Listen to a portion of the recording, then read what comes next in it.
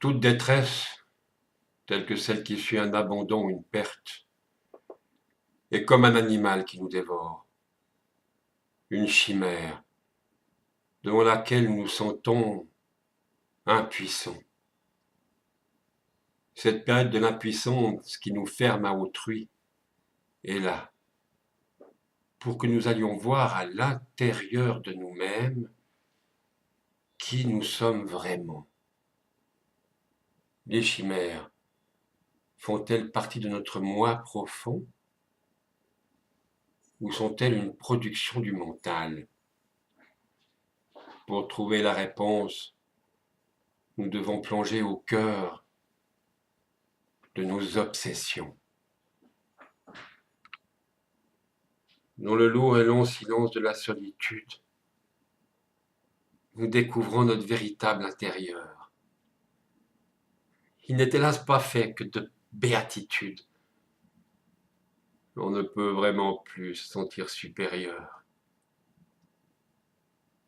Nous rencontrons avec horreur tous les démons qui hantent jour et nuit les profondeurs de l'esprit. Ils ne nous feront jamais le moindre serment, mais ils sont là, suspendus tels des chauves-souris, dans l'attente imminente de leur libération. Quand ce jour arrive, et il arrive pour chacun, il faut lutter contre cette véritable agression, orage de l'esprit se transformant pour d'aucuns en terrifiante et dévastatrice obsession. Si notre désir le plus fort n'est pas la gloire, de cet inutile combat contre des illusions,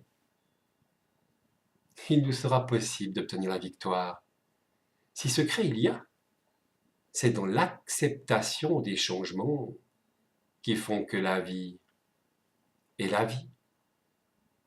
Il faut accepter les changements et les différences. C'est le changement qui crée la vie. Sans changement, pas de vie. Les différences n'en sont qu'une conséquence. Les arbres sur la terre sont-ils tous identiques? Un homme et une femme sont-ils identiques?